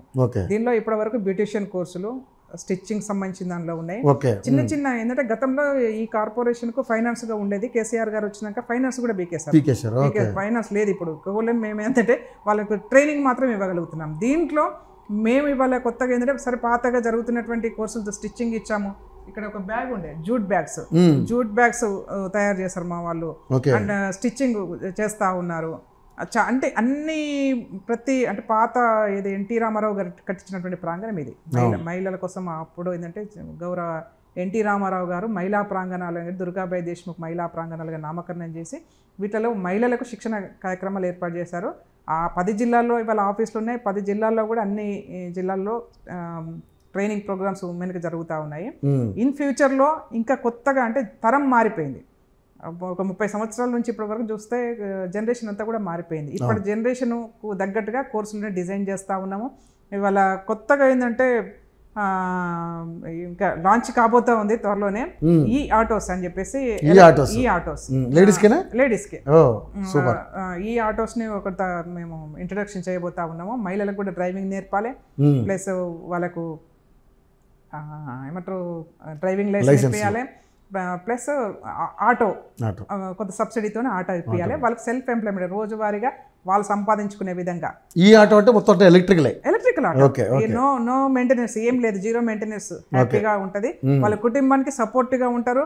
వాళ్ళు ఒక 25,000 30,000 వరకు వాళ్ళు సంపాదించుకునేటట్టుగా మేము వాళ్ళకు ఒక రూపకల్పన చేయబోతున్నాం. ఇది ఒక అంటే ప్రైమరీగా మేము ఒక స్టార్ట్ చేస్తూ ఉన్నాము. ఈ ఫెటాల్ ఇది సక్సెస్ అయితే మాత్రం డెఫినెట్గా అన్ని జిల్లాల్లో సక్సెస్ చేసుకునే ప్రయత్నం చేస్తూ ఉన్నాను. అన్ని జిల్లాల్లో కూడా మాకు మా మినిస్ట్రీలో గౌరవ సీతక్క గారు, ఇద్దరం ఒకటే బ్యాక్గ్రౌండ్ నుంచి వచ్చాం కాబట్టి ఆల్మోస్ట్ ఆల్ ఇద్దరికి మాకు ప్రజల యొక్క కష్ట సుఖాలు తెలుసు. నేను కూడా సీతక్క గారి సహకారంతో ఈ కార్పొరేషన్లో ఎక్కువ నిధులు తీసుకొచ్చుకునే ప్రయత్నం చేస్తాను. గౌరవ సీతక్క గారి నాయకత్వంలోనే ఈ మహిళలకు ఎంపవర్మెంట్లో కృషి చేస్తాను. ఓకే, ముఖ్యంగా చూసుకుంటే మేడం రాష్ట్రంలో జరుగుతున్నటువంటి డెవలప్మెంట్స్ కానీ ఇప్పుడు ఈ విషయంలో మీరు మాట్లాడుతున్నారు. కానీ ఏదైతే చర్చ జరగాల్సిన సభలో అందరూ కూడా పర్సనల్స్గా వెళ్ళి మొన్న చూసాం మనం ఈ సభ అంతా కూడా నానా రకాల యాగి చేసుకున్నారు. సరే, మహిళల్ని కించపరిచే విధంగా మాట్లాడారు రేవంత్ రెడ్డి గారు అని చెప్పి సబిత గారు ఇబ్బంది పడడం, దాన్ని కేటీఆర్ గారు దాన్ని ఇష్యూ పెద్ద చేయడం, ఇవన్నీ చూసాం. ఎలా అనిపిస్తుంది అసలు? అక్కడ ఏమనిపించింది మీకు? నాకు రవి, గౌరవ ముఖ్యమంత్రి రేవంత్ రెడ్డి గారు వారు సంబోధించింది అక్క అని సంబోధించారు. అక్కలు అన్నారు. అక్కలు అంటే తిట్టయితే కాదు. అవును. అదే సభలో ఒక ఎస్టీగా ఉండి, ఉద్యమ నాయకురాలుగా ఉండి, అనేక ప్రజా జీవితంలో ఉద్యమాలు చేసినటువంటి ఒక నాయకురాలు, నక్సల్స్ ఉద్యమంలో పనిచేసినటువంటి నాయకురాలు సీతక్కను పట్టుకొని, ఆయన పేరేంది, కౌశిక్ రెడ్డి, ఏకవచనంతో సంబోధించారు ఒక మినిస్ట్రీని. అది తప్పు కనపడలేదు టీఆర్ఎస్ వాళ్ళకు. ఎవరండి సీతక్క గురించి మాట్లాడేది? విద్యావంతురాలు, ఉద్యమ నాయకురాలు, ప్రజలతో మమేకమై పనిచేస్తున్నది. ఒక అట్టడుగు వర్గం నుంచి మొదలు పెడితే ఇవాళ ఒక రాష్ట్రంలో మినిస్ట్రీ స్థాయి వరకు ఎదిగింది. ఆమెను పట్టుకొని మండలిలో కౌశిక్ రెడ్డి గారు ఏ అని సంబోధిస్తాడు, ఏకవచనం సంబోధిస్తాడు. అది తప్పుగా కనిపించలేదు. గౌరవ ముఖ్యమంత్రి గారు అక్కలను నమ్ముకుంటే మోసపోతావని చెప్పారు. ఎందుకు మోసపోతావు అనేది తర్వాత వాళ్ళ డిస్కషన్లో మనం చూసాము. నన్ను ఈ పార్టీలోకి ఆహ్వానించి నడి మధ్యలో వదిలేసి ఆమె దారి ఆమె చూసుకుంది అని చెప్పేసి చెప్పదలుచుకున్న విషయం ఏంటంటే, ఈ పార్టీలోకి నన్ను తీసుకొచ్చింది తమ్ముడు, ఈ పార్టీలో నువ్వు ఎదుగుతావు, గొప్ప నాయకుడు అవుతావు అని చెప్పి నన్ను మధ్యలో వదిలేసి వెళ్ళిపోయిందంటే మీరు నమ్ముకుంటే నడి మధ్యలో వదిలేస్తారని చెప్పేసి చెప్పదలుచుకున్నారు. దానికి తప్పైతే కాదు నేను అనేది. మనం కూడా ఎవరైనా అరే బాబు నాయన నమ్ముకుంటే నట్టేట మూస్తారా అని చెప్తాము. ఆ పద్ధతిలో రేవంత్ రెడ్డి గారు, గౌరవ ముఖ్యమంత్రి గారు చెప్పే ప్రయత్నం చేశారు. దానికి వాళ్ళు నానా యాగి చేశారు. నాకు తెలిసినటువంటి సమాచారం నేను చెప్తారు అవి. ఆమె కాంగ్రెస్ పార్టీలో గెలిచింది సబితమ్మ గారు. టీఆర్ఎస్ పార్టీలో పోయి మంత్రి అయింది. ఇవాళ టీఆర్ఎస్ పార్టీలో మళ్ళీ గెలిచింది. ఆమె కోరిక అంత ఏంటంటే మళ్ళీ కాంగ్రెస్ పార్టీలోకి వచ్చి మంత్రి కావాలి. ఇప్పుడు మళ్ళీ ఎస్, నేను చెప్తున్నా కదా, నేను దాని మీద చర్చకు సిద్ధము. ఇదే సునీతా లక్ష్మారెడ్డి గారు రేవంత్ రెడ్డి గారి దగ్గరికి పోయి 4 ఎమ్మెల్యేలను తీసుకొని పోయి కుదుర్చుకున్న బేరం ఏంటంటే, మేమందరం కూడా మీ పార్టీలోకి వస్తాము, నాకు సబితమ్మకు మినిస్ట్రీలు ఇవ్వాలని చెప్పేసి ఒక ప్రతిపాదన తీసుకొచ్చారు. ఆల్రెడీ ఆ ప్రతిపాదన తీసుకొచ్చారు. ఆ ప్రతిపాదనకు రేవంత్ రెడ్డి గారు ఏంటంటే ఢిల్లీలో ఒక ప్రకటన చేశారు. ఎందుకంటే గత సాంప్రదాయాలను మనం ఫుల్ స్టాప్ పెట్టాలి కాబట్టి, గతంలో ఎందుకు కాంగ్రెస్ పార్టీలో గెలిచినటువంటి వాళ్ళను టీఆర్ఎస్ పార్టీలో తీసుకొని మంత్రులు చేశారు కాబట్టి, ఇక్కడ కాంగ్రెస్ పార్టీకి ఎవరైనా మీరు రావచ్చు, కానీ మంత్రివర్గంలో అవకాశం లేదు. కేవలం కాంగ్రెస్ పార్టీ గుర్తు మీద గెలిచినటువంటి వాళ్ళకే రాష్ట్ర మంత్రివర్గంలో అవకాశం ఉంటుందని చెప్పేసి ఎప్పుడైతే గౌరవ రేవంత్ రెడ్డి గారు ముఖ్యమంత్రి గారు చెప్పారో అప్పటి నుంచి వీళ్ళకి ముస్లిం స్టార్ట్ అయిపోయింది. దాని పర్యవసానమే అసెంబ్లీలో జరిగినటువంటి గొడవ. ఇఫ్ ఎట్ ఆల్ సునీతా లక్ష్మారెడ్డిని, సబితా ఇంద్రారెడ్డి గారిని కాంగ్రెస్ పార్టీలకు ఆహ్వానించి మంత్రులు చేస్తామంటే హ్యాపీగా ఉండేది. ఇక్కడ మంత్రివర్గంలో స్థానం లేదు, చోటు లేదనేది ఒక ఇండైరెక్ట్గా చెప్పాడు కాబట్టే ఇవాళ రేవంత్ రెడ్డి గారి మీద అక్కసు వెళ్ళబసుకునే ప్రయత్నం వీళ్ళు చేస్తున్నారని చెప్పేసి నేను భావిస్తాను. దీనికి నేను కూడా చర్చకు సిద్ధం. ఓకే, కానీ నిజంగానే యాక్చువల్గా ఏంటంటే, మరి గతంలో ఫిరాయింపులు చట్టం తీసుకొచ్చింది మీరే యాక్చువల్గా, కానీ మిమ్మల్ని ఫిరాయించి మీ 12-13 మంది ఎమ్మెల్యేలను తీసుకున్నారని చెప్పి ఏదైతే రేవంత్ రెడ్డి గారు ఇప్పుడు ప్రతి ఇంటికి వెళ్ళి ఆహ్వానించి మళ్ళీ కాంగ్రెస్ పార్టీలో చేయించుకుంటూ ఎంతవరకు కరెక్ట్ అనేది వాళ్ళు చేస్తున్నటువంటి ఇష్యూ. రవి, గౌరవ ముఖ్యమంత్రి గారు రేవంత్ రెడ్డి గారు గెలవంగానే కూడా ఒక మాట అన్నారు, ఆ ఇంటి మీద వాళ్ళని కాకి ఈ ఇంటి మీదకి రావాల్సిన అవసరం లేదు, వస్తే కూడా ఊరుకోమని చెప్పేసి మాట్లాడారు. ఎందుకనంటే కాంగ్రెస్ పార్టీలో గెలిచినటువంటి వాళ్ళు కాంగ్రెస్ పార్టీలో ఉండాలి, మీ పార్టీలో గెలిచిన వాళ్ళు మీ పార్టీలో ఉండాలనేది మా కోరిక. కానీ వాళ్ళ గెలిచిన 2వ రోజు నుంచే, ప్రభుత్వం ఏర్పడిన తర్వాత 2వ రోజు నుంచే వీళ్ళు ఏం మొదలు పెట్టారు? 3 రోజుల ముఖ్యమంత్రి, 3 నెలల ముఖ్యమంత్రి అయిపోయింది, రేవంత్ రెడ్డి ప్రభుత్వాన్ని కూల్చేస్తాం. ఆ కూల్చేస్తాం అన్న వాళ్ళు ఈరోజు మళ్ళీ కాంగ్రెస్ పార్టీలో. నేను అదే చెప్తాను, ఎవరైతే కూల్చేస్తాం అంటే వాళ్ళ డైరెక్షన్లో ఎవరు మాట్లాడిపించారో వాళ్ళతో మాట్లాడిపించారు కదా. మాట్లాడిపించిన వాళ్ళు కూడా ఇవాళ ఏం చేశారంటే, ఏమో రోజు ఉంటే వీళ్ళు మాత్రం ప్రభుత్వాన్ని కూల్చేపిస్తామని చెప్పేసి మాట్లాడిపిస్తున్నారని చెప్పేసి, ఈ కూల్చేపించుడు కాదు, మేము ప్రభుత్వాన్ని నిలబడతామని చెప్పేసి రోజొకరు వస్తూ ఉన్నారు కదా, రోజొకరు వస్తూ ఉన్నారు. వాళ్ళు ఆహ్వానిస్తే కదా. పోచారం శ్రీనివాస్ రెడ్డి గారు స్పష్టంగా చెప్పారు కదా, గౌరవ ముఖ్యమంత్రి కడియం శ్రీహరి గారు ఫస్ట్ స్టేట్మెంట్ ఇచ్చారు. కడియం శ్రీహరి గారు మరి మొదట ఇచ్చారు కదా. కడియం శ్రీహరి గారు, నేను అందుకే చెప్తా ఉన్నాను, కేసీఆర్, కేటీఆర్, హరీష్ రావు యొక్క ఒత్తిడి మేరకు వాళ్ళు మాట్లాడి తర్వాత వాళ్ళ ఆత్మవిమర్శ చేసుకొని ప్రభుత్వాన్ని కూలగొడతాం అని చెప్పేసి చెప్పించేదానికన్నా మనం పోయి నిలబెడదాంపా అని చెప్పేసి వాళ్ళు కేసీఆర్ గారు, కేటీఆర్ గారు కూలగొడతామంటే మనం నిలబెడతామని చెప్పేసి వైపు వస్తూ ఉన్నారు. ప్రజాస్వామిక దేశమే కదా ఇది. మరి కూలగొడతామనే హక్కు మీకు ఎక్కడిది? ప్రజాస్వామ్యంలో 64+1 65 సీట్లు వీళ్ళ కాంగ్రెస్ పార్టీకి వచ్చినాయి. 65 సీట్లు వచ్చిన తర్వాత నువ్వు కూలగొడతామనే హక్కు నీకెక్కడిది? నీకున్న స్ట్రెంత్ ఎంత? నీకున్న బలం ఎంత? అంతే కదా. అందుకనే ఇవాళ ఎమ్మెల్యేలు కూడా వాళ్ళు కూడా ఏమనుకుంటారు, కూలగొడతాం ఏంది భయ్ ఇదంతా అని చెప్పేసి నిలబెడతామని వస్తున్నారు. దానికి ఆహ్వానిస్తూ ఉన్నాం. కానీ ఎమ్మెల్యేలుగా రండి పర్వాలేదు, కానీ వాళ్ళ ఇద్దరు అక్కలు వచ్చేసి మాకు మంత్రి పదవులే కావాలని చెప్పేసి బేరాలు కుదురుస్తూ ఉంటే రేవంత్ రెడ్డి గారు ససేమిరా అన్నారు. ససేమిరా అన్నదానికి వాళ్ళ అక్కలు యాగ పెట్టుకొని మహాభారతంలో కదా శిఖండిని అడ్డం పెట్టుకొని యుద్ధాలు చేసినట్టుగా ఇవాళ ఇద్దరు అక్కలను అడ్డం పెట్టుకొని టీఆర్ఎస్ గేమ్ ఆడుతూ ఉన్నది. ఎవరు తర్వాత అసెంబ్లీలో మాట్లాడిందని కూడా ప్రజలు కూడా ఒక నిర్ధారణకు వస్తారు కదా. సబితా ఇంద్రారెడ్డి గారే రేవంత్ రెడ్డి గారిని కాంగ్రెస్ పార్టీకి ఆహ్వానించినా మరి కాంగ్రెస్ పార్టీలో ఉందా, టీఆర్ఎస్ పార్టీలోకి పోయింది. ఇవాళ టీఆర్ఎస్ పార్టీలో గెలిచి మళ్ళీ ఎక్కడ ఉంది, మళ్ళీ కాంగ్రెస్ పార్టీకి రావడానికి ప్రయత్నం చేస్తూ ఉందని ప్రజలు గమనిస్తున్నారు కదా. అందుకని చీకొడతారు వాళ్ళని. ఇప్పుడు కాంగ్రెస్ పార్టీ ఇప్పుడు బీఆర్ఎస్ పార్టీలో గెలిచిన వాళ్ళు కాంగ్రెస్ పార్టీలోకి వస్తున్నారు కానీ మళ్ళీ కాంగ్రెస్ పార్టీ నుంచి మళ్ళీ బీఆర్ఎస్లోకి వెళ్తున్నారు. మనం ఆల్రెడీ గద్వాల ఎమ్మెల్యేని చూసాం, మళ్ళీ వచ్చాడు కదా కృష్ణమోహన్ రెడ్డి, మళ్ళీ వచ్చినాడు కదా. సరే ఆయన ఏమన్నాడు, నేను పోలేదని చెప్పినాడు. సరే పాత పరిచయాలతోని ఎక్కడో దగ్గర కూర్చొని ఛాయ్ తాగుతూ ఉంటే ఆ ఫోటోలను వాళ్ళు పబ్లిష్ చేసుకొని మేము వచ్చినామని చెప్తా ఉన్నారు. మేము కాంగ్రెస్ పార్టీలో ఉన్నామన్నారు. మళ్ళీ వచ్చారు, జూపల్లి కృష్ణారావు గారిని కలిసారు, తర్వాత రేవంత్ రెడ్డి గారిని కలిసారు. మేము కాంగ్రెస్ పార్టీలతో ఉన్నాం, కాంగ్రెస్ పార్టీతోనే కొనసాగుతాము, కాంగ్రెస్ పార్టీ ప్రభుత్వాన్ని నిలబెట్టడం కోసమే వచ్చినామని చెప్పేసి ప్రకటన చేస్తూ ఉన్నారు కదా. ఓకే, కానీ కేసీఆర్ గారు వాళ్ళ టీం ఎవరైతే ఉన్నారో మాకు అధికారం వచ్చిన తర్వాత 5 ఏళ్ల తర్వాత కానీ మాకు వ్యతిరేకత రాలేదు, కాంగ్రెస్ పార్టీకి కేవలం 7 నెలల్లోనే వ్యతిరేకత వచ్చిందని చెప్పేసి పెద్దగా దీన్ని ఫోకస్ చేస్తూ ఉన్నారు. సో ఎలా చూస్తారు దీన్ని? అది వాళ్ళు అనుకుంటున్నారు వ్యతిరేకత వచ్చింది. ఎందుకు వ్యతిరేకత వస్తుంది? డిఎస్సి వేసినందుకు వ్యతిరేకత వస్తుందా? ఫ్రీ బస్ ఇచ్చినందుకు వ్యతిరేకత వస్తుందా? రైతులకు రుణమాఫీ చేసినందుకు వ్యతిరేకత వస్తుందా? రైతు బంధు ఇస్తున్నందుకు వ్యతిరేకత వస్తుందా? కేసీఆర్ గారి యొక్క అవినీతిని బయటికి తీస్తున్నందుకు వ్యతిరేకత వస్తుందా? గ్రామ పంచాయతీని బలోపేతం చేస్తున్నందుకు వ్యతిరేకత వస్తుందా? దేనికి వస్తుందండి వ్యతిరేకత? దేనికి వస్తుంది? ఎందుకు వస్తుందంటే మెయిన్ పాయింట్ ఒకటి ఉంది మేడం, అది మీరు కూడా చెప్పాలి. కారణం ఏంటంటే ఈరోజు చంద్రబాబు నాయుడు డైరెక్షన్లోనే రేవంత్ రెడ్డి గారు ఇక్కడ పరిపాలన కొనసాగిస్తున్నారు. మళ్ళీ ఆంధ్ర పాలకుల హస్తగతం ఈ తెలంగాణ కాబోతుందని అనేది పెద్దగా వాళ్ళు ఇష్యూ చేస్తున్నటువంటి అంశం. దీన్ని మీకు ఏం సమాధానం చెప్తారు? చూడు రవి, రాజకీయాలలో ఇరుగు పొరుగు వాళ్ళతో మంచిగా ఉండాలనుకుంటా. ఏదైనా కొత్త మనం రాజకీయంగా కొంచెం ముందుకెళ్ళి మాట్లాడితే తెలంగాణ రాష్ట్రంలో తెలుగుదేశం పార్టీ పరిపాలన, ఉమ్మడి రాష్ట్రంలో పరిపాలన ఉంది. ఇక్కడ కూడా కొత్త పేద వర్గాలకు, బడుగు బలహీన వర్గాలకు పటేల్ పట్వారీ వ్యవస్థను రద్దు చేసి ఆ రోజు గౌరవాన్ని కల్పించినటువంటి పార్టీ తెలుగుదేశం పార్టీ. సరే, చంద్రబాబు నాయుడు గారు పక్క రాష్ట్ర ముఖ్యమంత్రి. ఈ 10 సంవత్సరాల కాలంలో, గత 10 సంవత్సరాల కాలంలో కేసీఆర్ గారు, జగన్మోహన్ రెడ్డి గారు ఎన్నిసార్లు కలిశారో ప్రజలకు తెలుసు. ఎన్నిసార్లు రాష్ట్ర సమస్యలు మాట్లాడారో ప్రజలకు తెలుసు. ఎన్నిసార్లు చేపల పులుసుల గురించి మాట్లాడుకున్నారో ప్రజలకు తెలుసు. కాబట్టి ప్రజలు ఎవరైనా దేనికోసం కలుస్తూ ఉన్నారు, ఎక్కడ కలుస్తూ ఉన్నారు గమనిస్తారు. కాంగ్రెస్ పార్టీ అయిన తర్వాత మళ్ళీ తీసుకొని పక్క రాష్ట్రంలో ఎందుకు కలుపుతాం? బుద్ధి తక్కువయ్యా? మేమే ఫామ్ హౌస్లో సాటంగా కూర్చొని మాట్లాడుకోవట్లేదు కదా, ప్రజాభవన్లో కూర్చున్నాం. తెలంగాణ రాష్ట్రానికి రావాల్సినటువంటి 10 సంవత్సరాల కాలంలో, 10 సంవత్సరాల తర్వాత ఉమ్మడి రాష్ట్రంగా, ఉమ్మడి రాజధానిగా ఉన్నటువంటి హైదరాబాద్ను మనకు రావాల్సినటువంటి హక్కులలో కొంత ఏవైతే పెండింగ్ ఉన్నాయో వాటిని మనం సాల్వ్ చేసుకునే ప్రక్రియలో మొదటి స్టెప్గా కూర్చున్నాం. పరిష్కారం అయితే చేసుకోవాలి కదా. విభజన అప్పుడు మనం మాట్లాడుకున్నటువంటి మంచి చెడులు ఏవైతే ఉన్నాయో ఇప్పటికి కూడా అవి పెండింగ్లోనే ఉన్నాయి. మా కార్పొరేషన్ ఆస్తులు కూడా ఇంకా పెండింగ్లో ఉన్నాయి. ఏదైనా ముందుకెళ్దామంటే వెళ్ళని పరిస్థితి ఉంది. అందుకని చెప్తా ఉన్నాను, కొన్ని సమస్యలు మనం ఎప్పటికప్పుడు సాల్వ్ చేసుకునే సమయం వస్తుంది. అది 10 సంవత్సరాల లోపల విభజనలో ఇచ్చినటువంటి హామీలన్నీ కూడా మనం పరిష్కారం చేసుకోవాలనుకున్నాం. దాంట్లో భాగంగా మనం కూర్చున్నాం, మాట్లాడుకున్నాం. అంత మాత్రాన రేవంత్ రెడ్డి గారు పోయి చంద్రబాబు నాయుడు గారికి దండం పెట్టింది లేదు, చంద్రబాబు నాయుడు గారికి అయ్యాన్ని బాంచని కాల్మొక్తాను గురు శిష్యులు కానే కాదు, సహచరులు చెప్తా ఉన్నారు. ఒకే సమయంలో ఒకే ప్రాంతంలో కలిసి పనిచేశాము. అనేక సంవత్సరాలుగా అట్లా చూసుకుంటే కేసీఆర్ కూడా కాంగ్రెస్ పార్టీలో పనిచేశారు. కాంగ్రెస్ పార్టీ టీడీపీలో కూడా కీలక నేత కదా.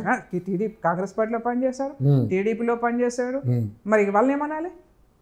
అందుకని చెప్తున్నాను, మనకి ఈ రాష్ట్రం వచ్చింది, ఈ రాష్ట్రానికి ఒక అవకాశం వచ్చింది. ఒక యంగ్ డైనమిక్ లీడర్, యువకుడు ఈ రాష్ట్రానికి ముఖ్యమంత్రిగా అయ్యే అవకాశం వచ్చింది. కొత్త తరానికి కొత్త నాంది పలికే సమయం వచ్చింది. కాబట్టి డెఫినెట్గా మన రాష్ట్రం, మన పరిపాలన, మన స్వయ పరిపాలన అనేది మన కోణం మనకున్నది.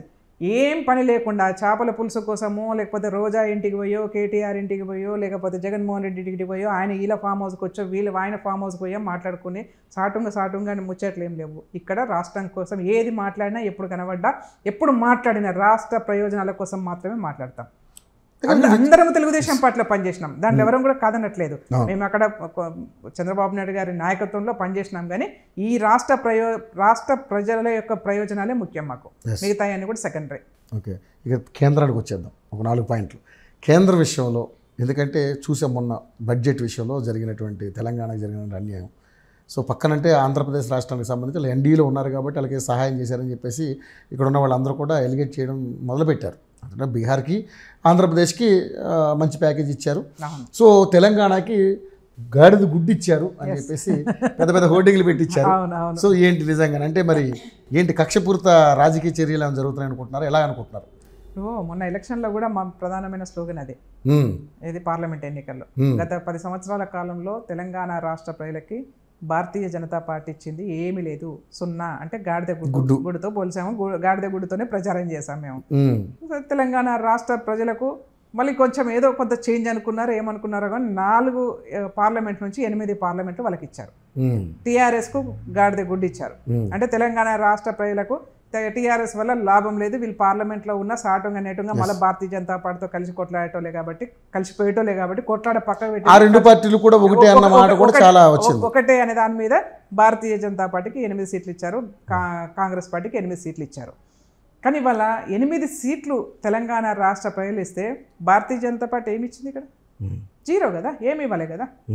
2 మంత్రులు, 2 సెంట్రల్ మినిస్టర్ ఇచ్చారు, వాళ్ళకి లాభం జరిగింది తప్పిస్తే రాష్ట్ర ప్రజలకు ఏం జరగలేదు. అందుకే ఇవాళ కేవలం మొన్న పెట్టినటువంటి బడ్జెట్ను కుర్చీ కాపాడుకునే బడ్జెట్, అంటే కుర్చీ బచావో బడ్జెట్ అనే పద్ధతిలో ఉంది. ఇక్కడ ఏమంటారు, నాకు తెలిసి రవి, చంద్రబాబు నాయుడు గారు 23 సార్లు తెలుగుదేశం పార్టీ ముఖ్యమంత్రిగా ఉండి ఢిల్లీకి పోతే అపాయింట్మెంట్ ఇవ్వనటువంటి నరేంద్ర మోడీ గారు ఇవాళ చంద్రబాబు నాయుడు గారు ఎప్పుడు ఢిల్లీకి వస్తారా దండం పెడదామనే పద్ధతితో భారతీయ జనతా పార్టీ వాళ్ళు ఉన్నారా లేరా చెప్పండి? ఎందుకంటే కుర్చీ బచావు, ఎక్కడ చేజారిపోతాడో చంద్రబాబు నాయుడు అని చెప్పేసి ఇట్లా ఇట్లా చూసుకుంటున్నారు. రోజు చంద్రబాబు నాయుడు ఇబ్బంది పెట్టిన సందర్భాలు కూడా ఉన్నాయి. మేము లెక్క పెట్టినాము, అప్పుడు మేము తెలుగుదేశం పార్టీలో ఉన్నాం, మేము అప్పుడు లెక్క పెట్టినాము. 23 సార్లు చంద్రబాబు నాయుడు గారు ఢిల్లీ పోయినారు, మళ్ళీ హైదరాబాద్ వచ్చినారు, అమరావతి వచ్చినారు, ఎన్నడూ అపాయింట్మెంట్ దొరకలేదు. ఇవాళ చంద్రబాబు నాయుడు గారికి ఒక అవకాశం వచ్చింది, ఆ రాష్ట్ర ప్రయోజనాల కోసం మాట్లాడుకునే అవకాశం వచ్చింది, మేము తప్పనట్లేదు. కానీ వాళ్ళకు ఎవరైతే అవకాశం ఉందో అక్కడ ఎవరు బీహార్కు, గుజరాత్కి, ఆంధ్రప్రదేశ్కి ఇచ్చినప్పుడు తెలంగాణ రాష్ట్రం కూడా ఆంధ్రప్రదేశ్ నుండి విడిపోయినటువంటి రాష్ట్రమే కదా, మరి పక్కనే తెలంగాణ రాష్ట్రం కూడా గుర్తుపెట్టుకోవాలి కదా. అందుకే ఇవాళ మేము భారతీయ జనతా పార్టీని ఈ రాష్ట్రం నుంచి బహిష్కరించాలని చెప్తా ఉన్నాం. కానీ ముఖ్యంగా చూసుకుంటే ఈ హైదరాబాద్ నుంచే మేజర్ షేర్ అనేది సెంట్రల్ గవర్నమెంట్కి వెళ్తున్నది కూడా వెళ్తున్నది. మన దగ్గర నుంచి ₹1 పోతే 40 పైసలు కూడా మనకు రావట్లేదు. కాబట్టి మన కొట్లాడే అధికారం ఉంది, కొట్లాడే అవకాశం కూడా ఉంది. ఈ భారతీయ జనతా పార్టీ యొక్క నైజం నార్త్ సౌత్ 2 చూస్తే నార్త్కి ఇచ్చిన ప్రియారిటీ వాళ్ళు సౌత్కి ఇవ్వట్లేదు. అందుకే ఇవాళ సౌత్లో ఉన్నటువంటి ముఖ్యమంత్రులందరూ కూడా ఆలోచన చేసే పరిస్థితి వస్తూ ఉన్నది. కాబట్టి నార్త్ను ఏ విధంగా అయితే మీరు అభివృద్ధి కోణంలో చూస్తున్నారో సౌత్ను సీతకను చూస్తా ఉన్నారు. కాబట్టి సౌత్ ప్రేమ డెఫినెట్గా మంచిగా ఉంది వర్డ్. సౌత్ మీద సౌత్ ప్రేమ చూపిస్తా ఉన్నారు. ఇది పనికిరాదని చెప్పేసి మేము చెప్తా ఉన్నాము. దీనికోసం భవిష్యత్తులో భారతీయ జనతా పార్టీ యొక్క నైజాన్ని ప్రతి గ్రామానికి తీసుకెళ్తాము. ఈ రాష్ట్రంలో భారతీయ జనతా పార్టీ అవసరం లేదు, ఎందుకంటే ఈ రాష్ట్రానికి మేలు చేయనటువంటి పార్టీ వాళ్ళ కేంద్రంలో ఉండి కూడా మనకు ఏమి ఇయ్యనటువంటి పార్టీ భారతీయ జనతా పార్టీ. కానీ భారతీయ జనతా పార్టీకి ఎంత ఆదరణ లేకపోతే 8 మంది ఎమ్మెల్యేలు 8 మంది ఎంపీలు ఎలా గెలుస్తారు? ఎందుకంటే భారతీయ జనతా పార్టీ కూడా తెలంగాణ రాష్ట్రంలో అంటే బాగా డెవలప్ అవుతుంది, ప్రజల్లో కూడా బాగా ఆ పార్టీ యొక్క విధి విధానాలు నచ్చే ఈరోజు ఇన్ని సీట్లు అంత మనం గతంలో చూసాం. ఒక ఎమ్మెల్యే గెలిస్తే పెద్ద గగనం ఈ పార్టీ విషయంలో. కానీ ఈరోజు 8 మంది ఎంపీలు 8 మంది ఎమ్మెల్యేలు కొంత ఆదరించారు. ఎందుకు ఆదరించారంటే కొత్త పార్టీ టీఆర్ఎస్ని చూసినాం అయిపోయింది అని చెప్పేసి కొంత ఆదరించారు. ఇన్ బ్యాక్గ్రౌండ్ టీఆర్ఎస్కి వేసినా బీఆర్ఎస్కి వేసినా బీజేపీకి వేసినా ఒకటే అని చెప్పేసి కొత్త వాళ్ళు కుమ్మక్కైపోయి 8 మంది ఎమ్మెల్యేలు గెలిచారు, 8 మంది ఎంపీలు గెలిచారు. కానీ వాళ్ళ ఏ అనేది చెప్పిన తెలంగాణ రాష్ట్ర ప్రజలకు ఉన్నటువంటి ఎక్స్పెక్టేషన్స్ బ్రహ్మాండంగా ఏదో కేంద్రంలో అధికారంలోకి వస్తే మనం చేస్తారేమో అని చెప్పేసి అనుకున్నారు కదా, ఆ ఎక్స్పెక్టేషన్స్ 0.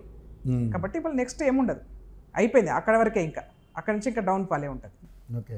సో తెలంగాణ రాష్ట్రానికి కేంద్ర ప్రభుత్వం గాడిద గుడ్డిస్తే ఇదే తెలంగాణ రాష్ట్ర ప్రభుత్వం బీసీలకి అదే గాడిద గుడ్డి ఇచ్చిందని చెప్పేసి ఎలిగేషన్ చేశారు. ఏం లేదు అందరినీ సమానంగా చూస్తా ఉన్నాం. ఎందుకంటే 20,000 కోట్లు ఇస్తామని చెప్పి 9,000 కోట్లు ఇచ్చి చేశారు అనేది సమస్య లేదు. అన్ని వర్గాలను కలుపుకొని ప్రక్రియ మొదలుపెట్టినాము, అన్ని వర్గాలకు మేలు చేసే ప్రక్రియ మొదలుపెట్టినాము. అందులో బీసీలు అనగా రైతులలో బీసీలు ఉంటారు, ఉద్యోగస్తుల్లో బీసీలు ఉంటారు, అన్ని దానిలో బీసీలు ఉంటారు కదా, సపరేట్గా ఉండరు కదా, అన్నిట్లలో ఉంటుంది. కాబట్టి స్పెషల్గా వాళ్ళకు కొన్ని స్పెషలైజేషన్ కింద 9,000 కోట్లు ఇచ్చారు. కానీ అన్ని వర్గాల్లో బీసీలు ఉంటారు, అన్ని వర్గాల్లో మహిళలు ఉంటారు, అన్ని వర్గాలలో రైతులు అంటే రైతులు ఒక్కరు సపరేట్ కోణం ఉండదు కదా రవి, అందరు కలిపే ఉంటారు. కాబట్టి అన్ని బడ్జెట్లలో వాళ్ళకి అవకాశాలు వస్తాయి. స్పెషల్గా వాళ్ళ స్పెషలైజేషన్ కోసం 9,000 కోట్లు పెట్టారు. అంతేగాని బీసీలను తక్కువ చూసే పరిస్థితి ఏముండదు. డెఫినెట్గా బీసీలకు మంచి అవకాశాలు కాంగ్రెస్ పార్టీలో ఉంటాయి. ఇవాళ కాంగ్రెస్ పార్టీ యొక్క కోణమే మారుతూ ఉంది. బడుగు బలహీన వర్గాలు పేద వర్గాలకు మేలు చేసే ప్రయత్నమే కాంగ్రెస్ పార్టీ. ఒకప్పుడు రెడ్డిల పార్టీ అన్నటువంటి కాంగ్రెస్ పార్టీని వాళ్ళ మొత్తం చేంజ్ అవుతా ఉంది కదా. ఇవాళ రాహుల్ గాంధీ పేద వర్గాల కోసం చేస్తూ ఉన్నాడు. నిన్నగాక మనం చూసాం, ఎక్కడో చెప్పులు కుడుతున్న ఒక షాపుకు పోయి వాళ్ళ వృత్తిని చూసి వెంటనే ఒక మిషన్కి పంపించేసి చెప్తున్నా, అంటే కోణమే మారిపోతూ ఉంది. కాబట్టి దానిలో ఎవరికి అనుమానాలు లేవు. ఓకే. సో ముఖ్యంగా చూసుకుంటే ఎస్సీ వర్గీకరణ అంటే 30 ఏళ్ల కాలం ఎలాగా ఒక మహిళగా ఎలాగా ఆలోచిస్తారు దాన్ని? 100%. ఎందుకంటే మీరు కూడా బడుగు బలహీన వర్గాలు, నేను అంబేద్కర్ గారి సిద్ధాంతాన్ని నేను నమ్ముతాను. ఎందుకంటే అంబేద్కర్ గారు ఎస్సీలతో పాటు మహిళల్ని కూడా సమానంగా చెప్పాడు. అంటే మహిళలు కూడా అన్ని రంగాల్లో ఎక్కడ ఉన్నా బలహీన వర్గాలు పేద వర్గాలు దోపిడికి గురవుతున్న వర్గాల కిందనే అంబేద్కర్ గారు చూశారు మమ్మల్ని. కాబట్టి నేను 30 సంవత్సరాలు ఎస్సీ వర్గీకరణ కోసం 30 సంవత్సరాలుగా ఎస్సీ వర్గీకరణ కోసం చేసినటువంటి ఉద్యమం ట్రెమండస్ ఉద్యమం. నిజంగా దాన్ని ఇన్ని సంవత్సరాలు వాళ్ళు ఉద్యమానికి స్ఫూర్తిని మనం ధన్యవాదాలు చెప్పాలి, కృతజ్ఞతలు చెప్పాలి. దాంతోపాటు అనేక మంది ఉద్యమాలు చేశారు, ప్రాణత్యాగం కూడా చేశారు. అందులో కూడా ఎస్సీ వర్గీకరణ కోసం అది తక్కువ ఉద్యమంగా మనము పరిగణించాల్సిన అవసరం లేదు. దాన్ని మొట్టమొదటిసారిగా ఏ మాట కామాట చెప్పాలని చంద్రబాబు నాయుడు గారు దాన్ని యాక్సెప్ట్ చేశారు 2004లో. దాని తర్వాత కోర్టుకు పోయినారు, అది ఆగిపోయింది. ఆగిపోయిన తర్వాత 10 సంవత్సరాలు రకరకాల ఉద్యమాలు, రకరకాల ప్రాంతీయ పోరాటాలు ఇవన్నీ వచ్చినాయి. అది పక్కకు పోయింది ఆ ఎజెండా అనేది. ఇవాళ మళ్ళీ ఉషా మెహ్రా కమిషన్ యొక్క నివేదిక ప్రకారం ఇవాళ మళ్ళీ అది సక్సెస్ అయింది. నిజంగా వాళ్ళ ఉద్యమ స్ఫూర్తికి వాళ్ళకందరికి కూడా థ్యాంక్స్ చెప్పుకోవాలి మనం. ఓకే. కానీ ఈ విషయంలో కోర్టు తీర్పిచ్చిన తర్వాత బీజేపీ దానికి ఎటువంటి మాకు అభ్యంతరాలు లేవు అని వాళ్ళు బాహాటంగా ఎవరైతే మోడీ గారు కావచ్చు పెద్ద నాయకులందరూ కూడా స్పందించినప్పుడు కాంగ్రెస్ పార్టీ నుంచి సోనియా గాంధీ గారు కానీ ప్రియాంక గాంధీ గారు కానీ రాహుల్ గాంధీ గారు కానీ ఈ విషయంలో ఎందుకు స్పందించలేదు అనేది వాళ్ళు ఎలిగేషన్ చేస్తారు. మీరు ఎక్కడ మరి నేను చూసిన దానిలో అయితే ఫస్ట్ వాళ్ళు ట్విట్టర్లో పెట్టినటువంటి కిషన్ రెడ్డి గారు బండి సంజయ్ గారు డిలీట్ చేసుకున్నారు. నాకు తెలిసి రేవంత్ రెడ్డి గారు అయితే డైరెక్ట్గా రేవంత్ రెడ్డి గారు ఇక్కడ పోయిన అసెంబ్లీలో సంపత్ ఉండే మనకు ఇది అదంపూర్ ఎమ్మెల్యే సంపత్ గారు అసెంబ్లీలో వాయిదా తీర్మానం పెడితే మెడల్ పెట్టి బయటికి నెట్టేశారు. ఇదే టీఆర్ఎస్ పార్టీ గవర్నమెంట్లో తెలంగాణ రాష్ట్రంలో. కాబట్టి మేము మొన్న 2023 డిసెంబర్ నెలలో అనుకుంటాను, డిసెంబర్ అధికారంలోకి వచ్చిన తర్వాత 23/12/23 అనుకుంటాను, నాకు కొంచెం డేట్ అటు కరెక్షన్. అయితే దామోదర నరసింహ బట్టి విక్రమార్క గారు మళ్ళీ కోర్టుకి ఇంప్లీడ్ అయిపోయిన తర్వాతనే ఇది కదలికి వచ్చింది. ఇవాళ ఈ అనేక సంవత్సరాల నుంచి ఉద్యమం కొనసాగుతూ ఉండి దీనికి ఒక పులి స్టాప్ అనేది రావాలి, ఒక పరిష్కారం అనేది రావాలి. కాబట్టి దాన్ని అజేయాలని చెప్పి ఉషా మెహ్రా నివేదిక ప్రకారం 30 సంవత్సరాల ఉద్యమంలో దీనికి ఇవాళ వచ్చింది. అది కాంగ్రెస్ పార్టీ పూర్తిగా ఓన్ చేసుకుంటా ఉన్నాం. కాంగ్రెస్ పార్టీ అనేక మార్లు చెప్పింది, దానికి కట్టుబడి ఉన్నాం. దానికన్నా ముఖ్యంగా ఏంటంటే రేవంత్ రెడ్డి గారు అది రాగానే ఈ రాష్ట్రంలో జరగబోయే ఎలాంటి ప్రక్రియ, ఎలాంటి నియామకాల ప్రక్రియ జరిగినా అవసరమైతే ఆర్డినెన్స్ తీసుకొచ్చైనా వాళ్ళకు ఇంప్లిమెంటేషన్ చేస్తామని చెప్పడం జరిగింది. దానికి గౌరవ ముఖ్యమంత్రి రేవంత్ రెడ్డి గారికి ధన్యవాదాలు తెలియజేసుకున్నారు అందరూ కూడా. సార్ మిగతా పార్టీలు నేను అనుకుంటాను బహుశా అవకాశం కోసం, ఓట్ల కోసం.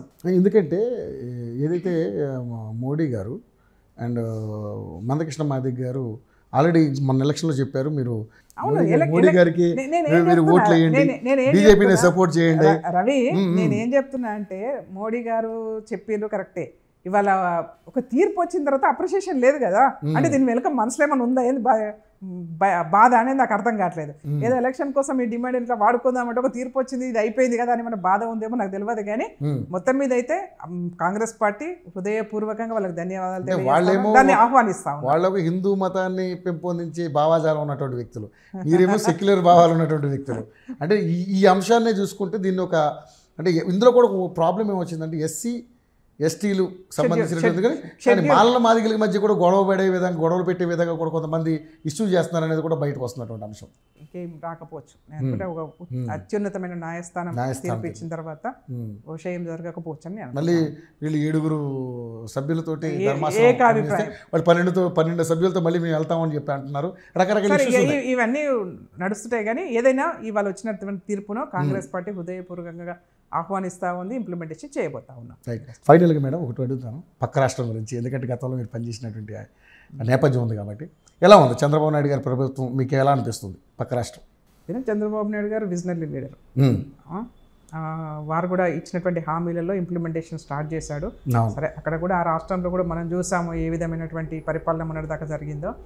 ఏదైనా ఏ రాష్ట్రమైనా కొత్తగా ఏర్పడినటువంటి రాష్ట్రానికి ఒక దశ చూపించగలిగే నాయకుడిగా నేనైతే నాకు చంద్రబాబు నాయుడు గారి నాయకత్వంలో ఒక 17 సంవత్సరాలు నేను వారితో కలిసి పనిచేశాను కాబట్టి వారి యొక్క గురించి తెలుసు కాబట్టి చెప్తాను. ఒక విజనరీ లీడర్గా పనిచేస్తాడు. డెఫినెట్గా మన పక్క రాష్ట్రము ఆంధ్రప్రదేశ్ కూడా అభివృద్ధిలో భాగస్వామ్యం కావాలి, బ్రహ్మాండంగా అభివృద్ధి జరగాలని కోరుకుంటా ఉన్నాను. ఈ పక్క రాష్ట్రంలో కొత్తగా ఏర్పడేటువంటి మన రాష్ట్రం కూడా తప్పకుండా అందరూ సహకరించాలని చెప్పేసి ఇవాళ గౌరవ ముఖ్యమంత్రి గారు అమెరికా వెళ్ళారు పెట్టుబడుల కోసం. తప్పకుండా కొత్త రాష్ట్రంగా గౌరవ ముఖ్యమంత్రి గారు ఇవాళ అనేక దేశాలు పర్యటన చేస్తా ఉన్నారు బికాస్ ఆఫ్ తెలంగాణ రాష్ట్రం పెట్టుబడుల కోసం. కాబట్టి ఒక యువకుడు, సహృదయుడు, డైనమిక్, మాట ఇస్తే తప్పనిటువంటి ఒక నాయకుడు, కింది వర్గాల నుంచి పేద ప్రజల యొక్క కష్టాలు తెలిసినటువంటి నాయకుడిగా రేవంత్ రెడ్డి గారి నాయకత్వంలో తెలంగాణ రాష్ట్రంలో పరిపాలన కొనసాగుతూ ఉంది. అందరికీ మేము విజ్ఞప్తి చేస్తాము, ఈ రాష్ట్రంలో పెట్టుబడులు పెట్టండి, రాష్ట్రాన్ని అభివృద్ధి చేసుకుందామని చెప్పి విజ్ఞప్తి చేస్తూ ఉన్నాను. Okay, right. Thank you madam, మీ సమయాన్ని కేటాయించారు. ఎందుకో కొంచెం బిజీగా ఉన్నప్పుడు కూడా మనం ఎందుకంటే మాట్లాడుకోవాలి చాలా. ఎందుకంటే సరే, రాష్ట్ర ప్రభుత్వాలు గత ప్రభుత్వాలు ఏం చేసాయి, ఇప్పుడు ఏం చేసాయి అనేది ఒకసారి మనం డీటెయిల్గా మాట్లాడుకుంటే సరే. ఇప్పుడు సమస్యలు అన్ని చోట్ల ఉంటాయి, కానీ ప్రజలకు ఏం జరిగింది ఫైనల్గా అనేది చేసుకుంటూ వెళ్ళిపోవాలి. కానీ ఉన్నటువంటి ఛాలెంజ్ని మీరు ఛేదించుకుంటూ ముందుకెళ్ళాలని మనస్ఫూర్తిగా మీకు కూడా మేము ధన్యవాదాలు తెలియజేసుకుంటున్నాం. Thank you madam. Thank you Ravi, thank you very much. So అదండి పరిస్థితి. నెక్స్ట్ మరొక గెస్ట్తో మళ్ళీ కలుద్దాం. Until then keep watching UI TV channel.